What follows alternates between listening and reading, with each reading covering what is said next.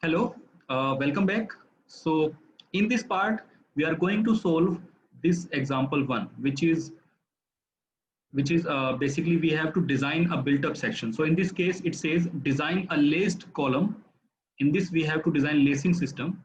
So we have to design a laced column. Its length is 10.5 meters. So this is the actual length, uh, which is required to carry a factored axial load of 1000 kilonewton. So we have to design a column which can carry this much load. So this is our P value. The column is restrained in position but not in direction, which means uh, if we see in the table, so we can say that uh, it is actually the hinged, which means the rotation is occurring but it is held in the position. So I have already discussed how do we find out the effective length. So basically this is the end condition where uh, like if such language is used, like if it is restrained in position but not in the direction, it means it can rotate about its axis but it will not translate, or it will not move from its position in x direction or in y direction, but it can rotate. So this condition is called hinged condition. So it means column is hinged from both ends. So hinged notation is this one. So in this, on both end, I am making this small circle. So this is the notation of this hinged. So this statement is given just to find out the value of effective length. So in case of hinged, the effective length is equals to the actual length. So in this case, L effective will be equals to the 10.5 meter, because in this case, K into L, so K will be 1 and L is this 10.5. So it says we have to use two channel sections which are placed back to back as shown in the figure. So now I will show you the figure. So this is the figure. So we have to design this channel section. We have to find out what will be the dimension of channel which can support this much load. So we have to design this configuration of the column. So in this, we are supposed to find out what will be the size of channel section which we can provide together so that they can support this much load. So now, as I had already discussed in the design steps, we will follow the same steps here. So first, we are using this steel grade, and in this steel grade, FU value is 410 and FY value is 250. We should always remember that. So these value may be given in the question or may not be given in the question. So you have to remember that FU value will be taken as 410, FY value will be taken as 250. So if already mentioned in the question, then it is fine. If it is not mentioned in the question, then by default you have to take these two values. Okay. Now we will design the column. So in the column, the P value is given, which is 1000 kilonewton. Now we can convert this 1000 kilonewton as in Newton also.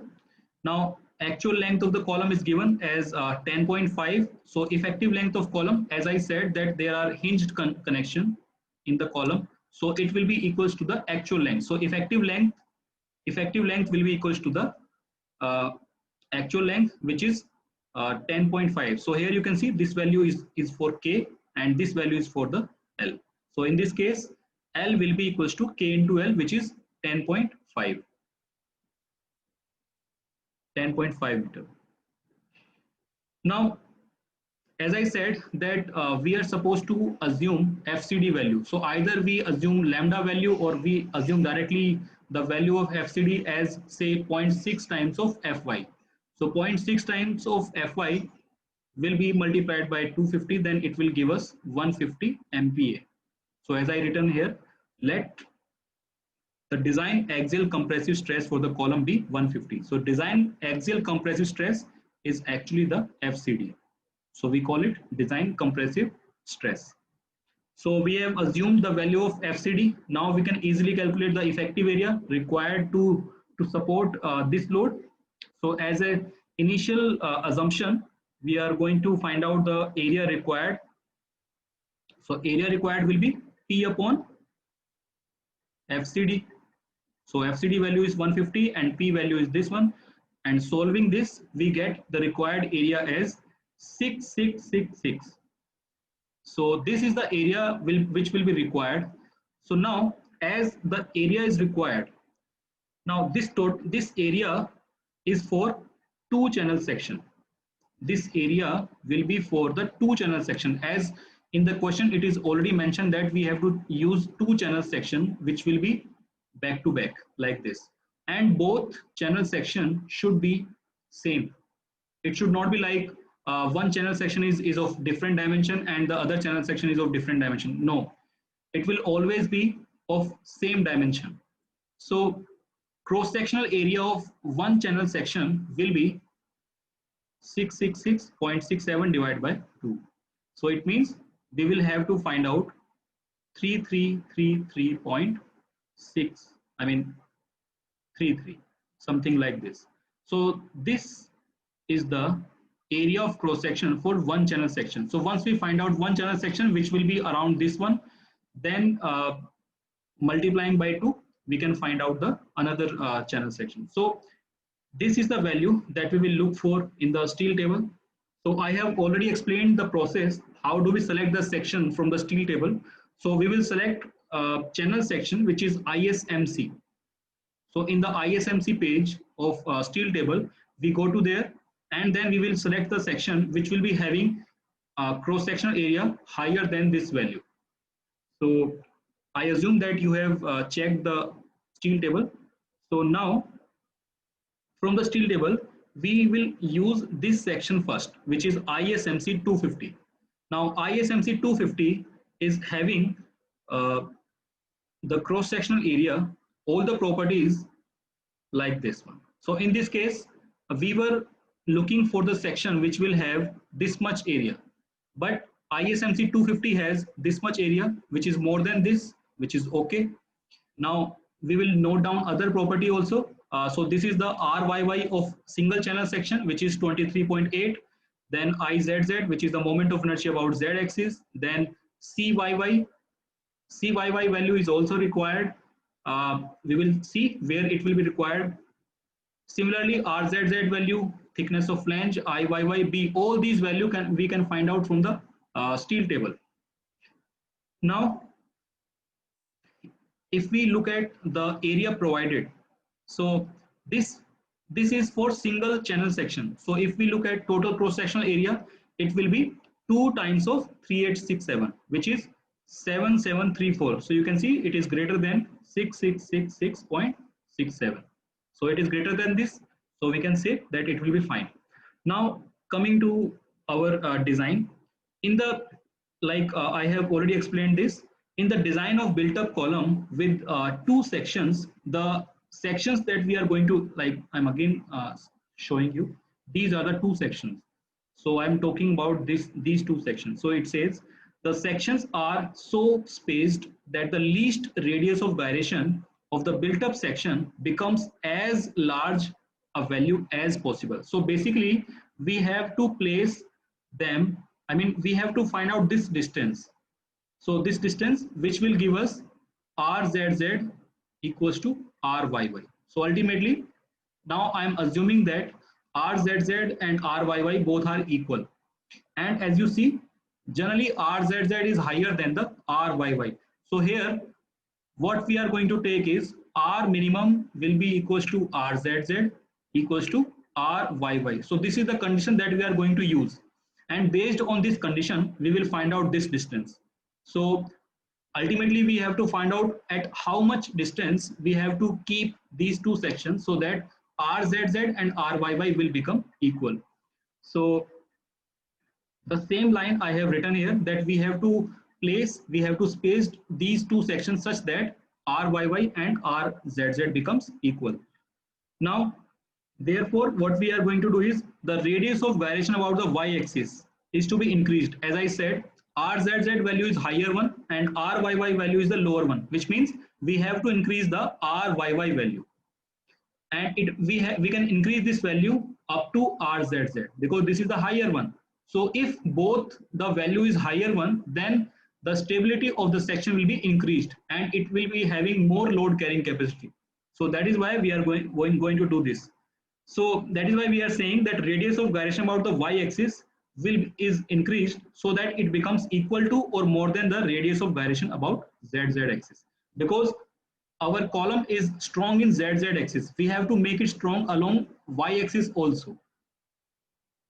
So therefore, this can be, as I said, this can be achieved by spacing the section in such a way that RZZ becomes R minimum. So whatever I said, I have written here also. You can read it. Now going to the next slide.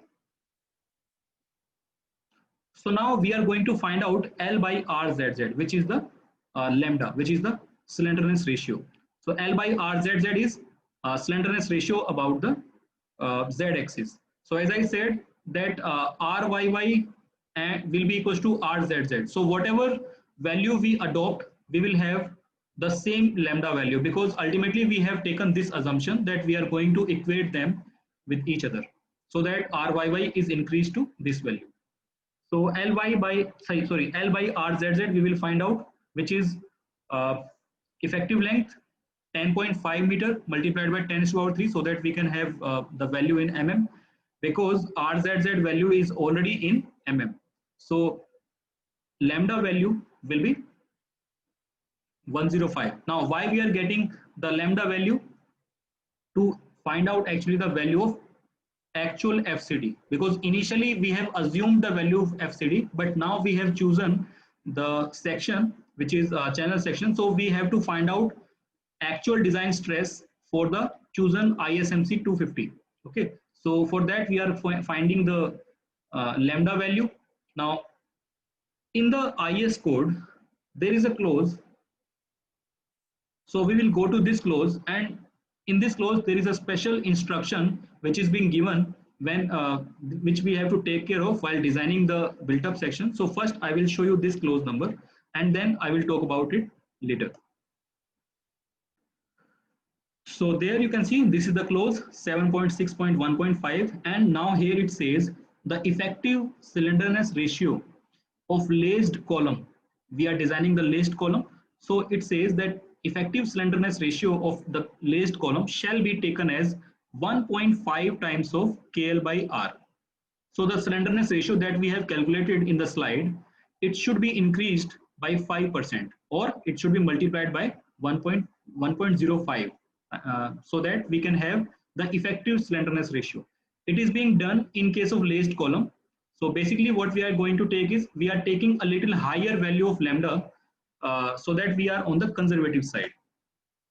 So this instruction that is being given in the IS code, we will follow while designing the built up column. So now going to the slide again. So therefore, as per this clause, what we are going to do is now we are going to calculate the effective slenderness ratio. So here it was simply the lambda, but in case of laced column or built up column, we are going to find out the effective slenderness ratio. And this value we can find out by multiplying this value by 1.05.